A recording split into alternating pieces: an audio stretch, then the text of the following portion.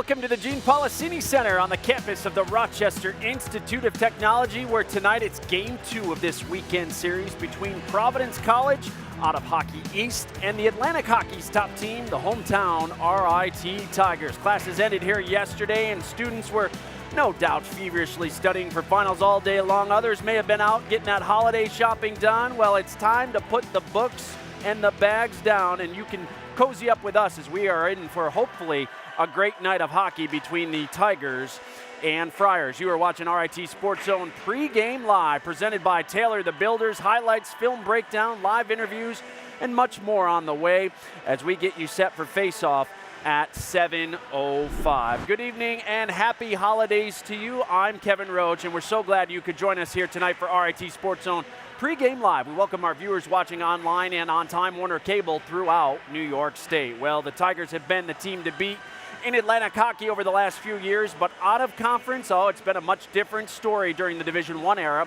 Coming into last night, the Tigers had won or tied just 22 of their 71 non-conference games. The first meeting ever between Providence and RIT last night here at the Policini. RIT putting their 5-game winning streak on the line. First period, Friars overwhelming the Tigers early on. Mike Rotolo, the initial stop, but Brian Pino is there to put home the rebound. His 5th on the year, gave the Friars the early edge. Just under 3 minutes later, Jacob Bryson tees one up off the boards and off the back of Rotolo and into the net. A power play goal put Providence up 2-0. RIT a great chance late in the period. The turnover, Sean Cameron there, denied by Hayden Hockey. What a save there.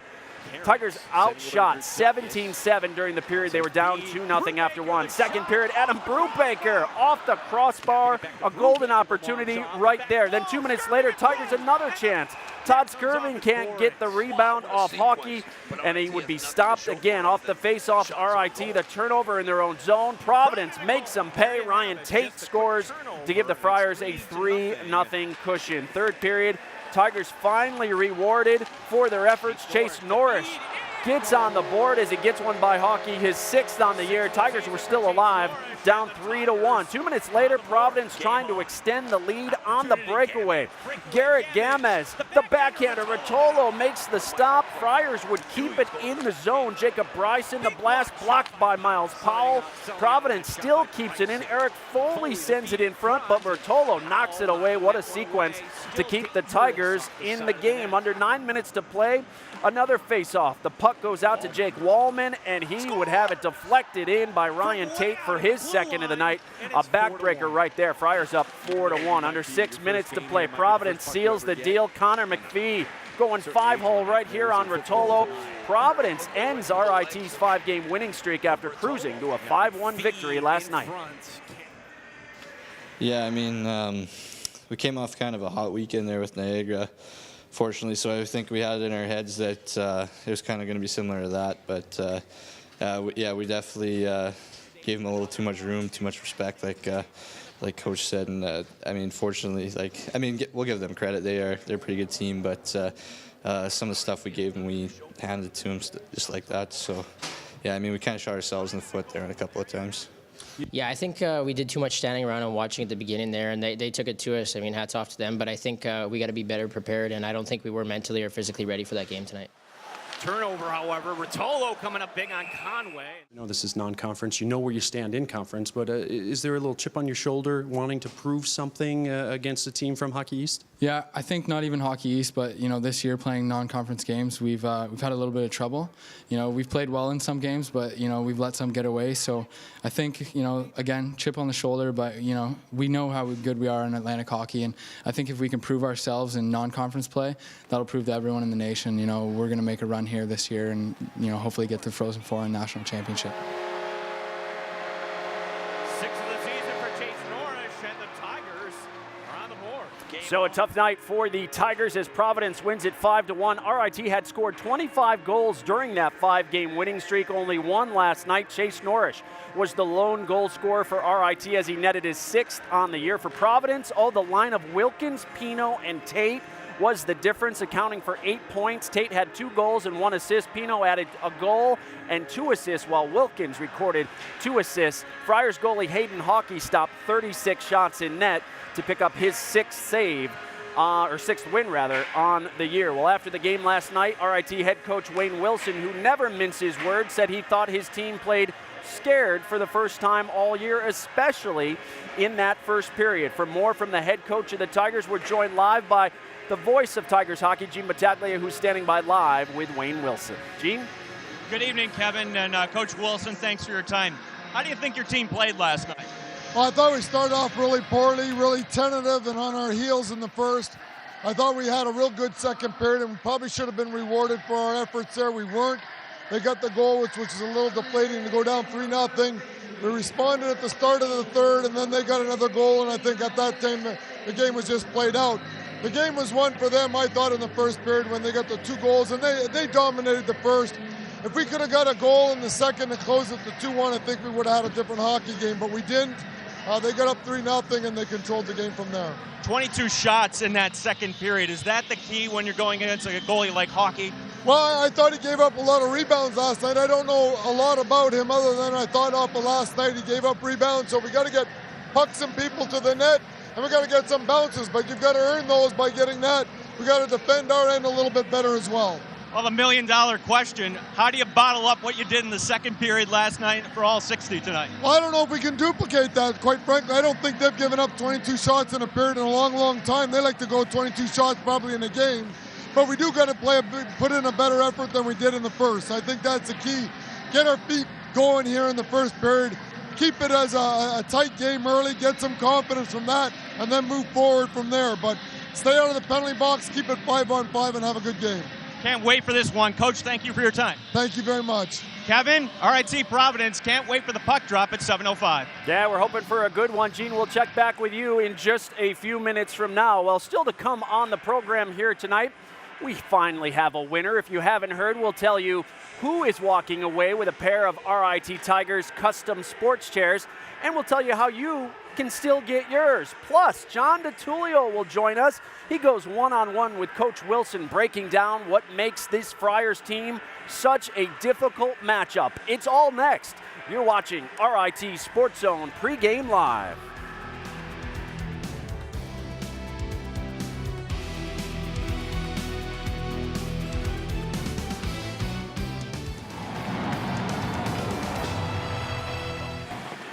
Mike Rotolo already 10 saves. Another one, a big pad save made, and the putback. And Providence finally goes up. Price in the blast, sending it wide, and it goes in! Off the back of Rotolo, and it's 2-0. For other than shots on goal. In front of the goal. And there you have it, just a quick turnover, and it's 3-0. Chase Norris, the feed in! 6th of the season for Chase Norris, and the Tigers are on the board. Wallman scores from way out at the blue line, and it's 4-1. No. Certain age limit, and there's their 5th goal tonight. Underneath, look at right through the legs of Rotolo. Yeah, McPhee in front, camped out, and Providence is going to win this game up 5-1. Oh, if you're just joining us here tonight, that's what happened last night. The sights and sounds of RIT hockey, courtesy of the voice of Tigers hockey, Gene Battaglia and John DeTulio in Hockey Central. You can find it all season long on our website, ritsc.com. Just click on Hockey Central. It's a great way to catch up on games you may have missed throughout the season. Well, breaking down film is a ritual for coaches across the country. Throughout each week, they game plan and attempt to try to figure out how they're going to slow down their opponents. Well, John DeTulio joins us now, and he had a chance to sit down with Coach Wayne Wilson this week and analyze this Providence team. We know they're a talented bunch, John, with 9 NHL draft picks in the lineup, so I can imagine you got a first-hand look at what the Friars really do well, don't you? Kevin, it was incredible. I love when you can pull back the curtain and what goes into preparing for an opponent, in particular, a big-time opponent like Providence. It was all about film study, and boy, was it educational. All right, Wayne, you got the national champion from 2 years ago coming to town, Providence, for a 2-game set. When you watch tape against them versus BU from last weekend, they're on the penalty kill. What stands out? What do they do effectively against Boston? Well, what they do, they try and defend their blue line. So they're trying to force a dump. So every time we're going to break out against their penalty kill. They're going to try and stand us up at the blue line, make us dump the puck. They have a guy that's a retriever that's already back there, and he's going to try and ice it before we can even get in. Why don't we look at the first clip here? Okay. BU's coming back on their breakout, on their power play breakout. And so they're bringing 4 guys back. You see Providence in the black. There's 3 guys there. If we just stop it, they've got 1 guy back there. So if BU were to dump this puck in the zone, that 1 guy that's back there is going to beat everyone back to it. So the goalie's going to try and stop it. That guy's going to try and hammer and get it out. So they're trying to come up with some speed, BU, and get it to the outside of the ice. We put a kicker out there. We call him a kicker, where a guy's stationary standing there. He's ready for that pass. The guy that makes the pass is going to go deep. But let's watch what BU does here. So they kick it to the outside. They gain the zone, and then they're going to try and get pressure on them. Let's watch this. This next clip is where they use a kicker. So they're going to come up. There's going to be a guy at the blue line standing there. They're going to give it to him. So BU, this is now at Providence. They're going to come up. They've got their drop guys back. There's the 3 white guys now. They drop it back. They'll make a pass. They'll make another pass to the kicker, and they'll finish their route. Here's another one. Watch the guy that at the blue line, once he makes his pass right here, he's going to go deep into the zone to get the puck back. They'll try and come up, and now they're set up. Okay, wait, when you look at their power play, when they have a man advantage, the guy obviously to stop is their star player, Jake Wallman. What does he do specifically? Well, he shoots the puck awfully well, and they really try and feed him. He was a player that was a Hobey Baker candidate until he hurt his shoulder last year. Both the World Junior teams, both Canada and the U.S., he could have played for either one, both wanted him. So he's going to play on our left defenseman's side. We're hoping to have a forward up on him, but he's number 19 here. He's at the top of the circle here. And as we watch these clips, Dave, if you go ahead, and they'll find different ways. And if he gets a shot blocked, it doesn't deter him from shooting again. So we'll see a number of clips here of him doing different things. There he is on the far side again. Number 10's coming in. Now 10's trying to get it to him. They catch the goalie napping. So he's over on the far side again. So they do different things, different ways to get it to him, and he's just going to keep shooting. He averages, as Dave has watched this, probably 8 to 9 shots on the power play a game. Not all the shots are on net, but he's going to try and shoot as much as possible. And then they get traffic. You can see the goalie's having a tough time seeing this one. The one that he scored on, he had traffic in front of him. So they get good traffic in front and try and shoot from there. So what we'll try and do is put a forward on him. So if someone's already out on him and in his face and trying to prevent him from shooting, our other forward will be on their middle D, and our defenseman will be hopefully going out on their other guy who's not in a one-time position, and will take him a little bit more time to get it and shoot it so we have time to get out. But if a defenseman, if we get caught, and it could happen in a game where a defenseman has to come out on him, we may be 2 strides at the bottom of that circle, and the puck's off his stick already going towards the net, and they've got a guy behind. Well, watching the tape, BU's backing off. Right. Giving him a lane. Right, and we're going to try not to do that. Oh, that is a lot of education right there in one segment. Well, and another thing Wayne made mention to is their forecheck is incredible. And another thing you don't see on tape, but we saw in person, the speed.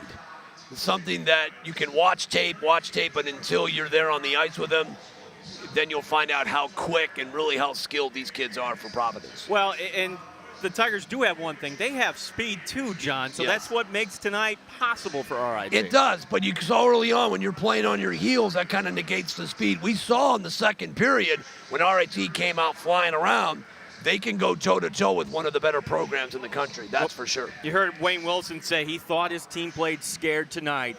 That's got to be one of the keys tonight, John, how they come out of the gate. There's no question. You know, I think their speed, I think their forecheck maybe caught them off guard a little bit, but absolutely, you've got to come out flying. I think that's the number one key tonight. Go on out there and play RIT hockey. Keys for an RIT win tonight, and again, they were down 2-0 after 20 minutes of play. Last night, come out flying, and again, give Mike Ratola a little bit of help there, too. In conference play, Providence averages just over 32 shots per game. They got 44 last night. So you got to limit their puck possessions. And I think RIT's got to do a better job of taking care of the puck. And if you're the Friars, you got to play a full 60. I think they were fortunate. They laid an egg in that second period, but the best part about that period, RIT did not score. I think that was very, very fortunate for Coach Lehman's team. Hayden Hockey, the goaltender for Providence, is a draft pick of the Montreal Canadiens, but last night, John, he left some opportunities in front on the rebound. Second period, he was just he was like Santa. He was leaving gifts. He was leaving gifts all over the place, but RIT didn't want to take them. I think tonight that's the key. We saw in the second period, turn and shoot, and good things will happen. Well, this is a fun measuring stick for the Tigers. Last night, Kevin, a little short. See if the Tigers can do a better job tonight. Yeah, they want to find out where they rate nationally. We know how they're doing in the conference, but we'll see how they do against the rest of the nations, one of the nation's best here tonight. We do have an injury update for you. Gabe Valenzuela, if you didn't watch the game last night, he is out again tonight with an ankle injury. Ryan Kruper will join Eric Brown and Liam Cairns on that second line for the Tigers again tonight. Also, Alex Perron-Fontaine and Max Mikowski are in the lineup. They will join Todd Skirving on the Tigers' fourth line. Well, still to come on the show, the RIT women's hockey team look to earn a split of their weekend series with Bemidji State here at the Policini Center. Highlights and reaction are on the way. This is RIT Sports Zone Pregame Live.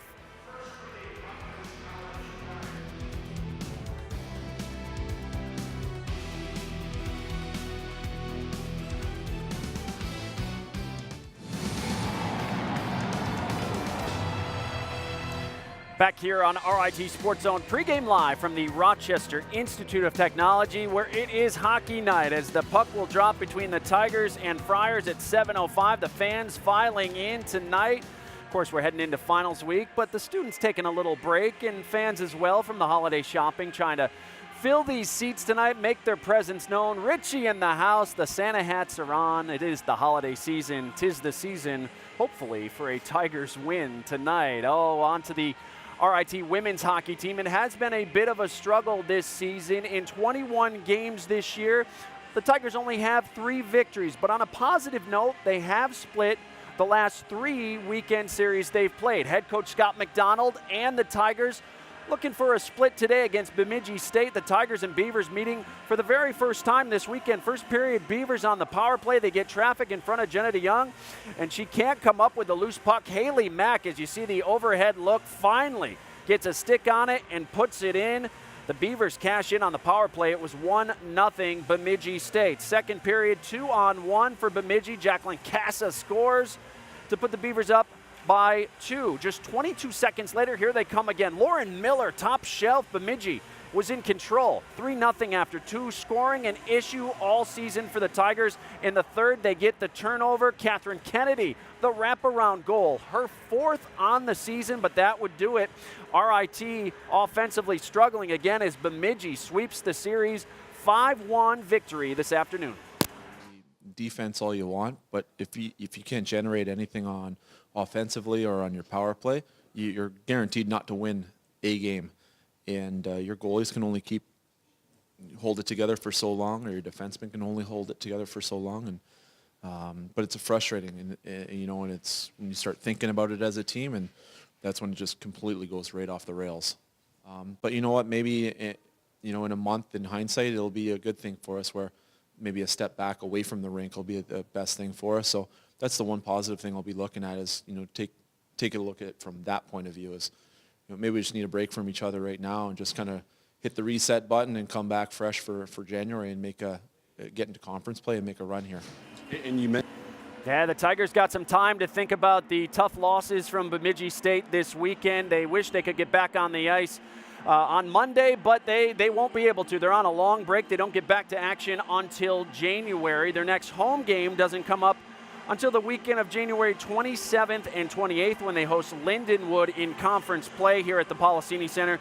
Tigers currently sit in last place in the College Hockey America standings. That's 12 points behind conference leading Robert Morris. Hey, don't forget, the best way to catch the Tigers all season long is right here in person at the Gene Policini Center. You can purchase single game tickets to RIT men's and women's hockey by visiting the Policini Center box office Monday through Friday from 10 till 6. or by calling 475-4121 or online, rithockey.com. Well, in October, we introduced you to 2008 alumnus Ricky Walton, who started a brand new company just over a year ago. And it has been a huge success. My Custom Sports Chairs in Stony Creek, Ontario sells Adirondack chairs featuring the jersey designs of Major League sports franchises, companies, and colleges, including right there, RIT. The company was recently named as one of the top 3 most promising small business startups in all of Canada. Well, finally, after all the sorting we did through hundreds of entries for the RIT SportsZone custom chair giveaway, we finally have a winner, and we announced it today. We would like to congratulate RIT student Kevin Moses, who was randomly selected as the winner of a pair of Tiger chairs today. He will now get to enjoy watching us from the comfort of his new favorite seat on game days right there. Oh, we'd all love to have that in our house, and you can still get them if you'd like. Good news for those who didn't win, but might still be interested in purchasing an RIT chair or another of their favorite teams. Head to mycustomsportschair.com to create your custom chair today. And when you check out, make sure you use the promo code SportsZone for $50 off. Ricky Walton and his staff have graciously extended that offer throughout the holiday season, and we certainly thank them for that. Well, still ahead on the program, we have your all-access pass inside the Tigers' den as head coach Wayne Wilson addresses his team as face-off is approaching. That's next. You're watching RIT SportsZone Pregame Live.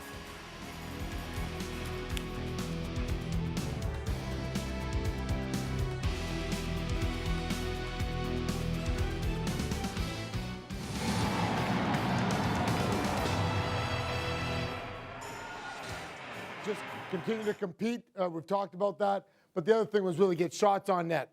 Get guys driving the net. Our D, just follow up the rush hard, but be the second wave for our D, okay? But we want guys going to the net. We don't want anyone pulling up in the high slot because we want to put everything to the net. We know there's going to be rebounds. He really struggles with his rebounds. And tonight we just got to get off to a good start, believe in ourselves, move our feet, be strong on pucks. Own the pucks here tonight. Make strong plays. If you don't have plays, let's get it out in the neutral zone. Get our forecheck going here tonight. But we've got to have a better start here tonight, have a period similar to second. I don't know if we can duplicate what we did second period last night. No one's done that before to them, but we've got to have a better start than we did last night and just fight for ice, work our systems here, strong and manage the pucks all night. Let's be ready to go. Oh, look inside the Tigers' den with head coach Wayne Wilson. Access you only get from RIT SportsZone. Hey, don't forget, tomorrow the RIT men's hockey team hosts its annual skate with the Tigers here at the Policini Center. Event begins at noon. Admission is $5. They ask you bring your own skates if you have them. Next broadcast, we're not back with you until after the first of the year when the Tigers return to conference play with a weekend series against Sacred Heart on January 6th and 7th. Our coverage begins at 6:30 both nights with RIT SportsZone Pregame Live, presented by Taylor the Builders. We'll be on Time Warner Cable Sports Channel 26 both those nights. Well, that does it for this edition of RIT SportsZone. We thank you so much for watching us here tonight. Up next, it's Gene Battaglia and John DiTullio as the Tigers look to split their series with the Providence Friars. Enjoy the game, everyone. RIT SportsZone Live begins now.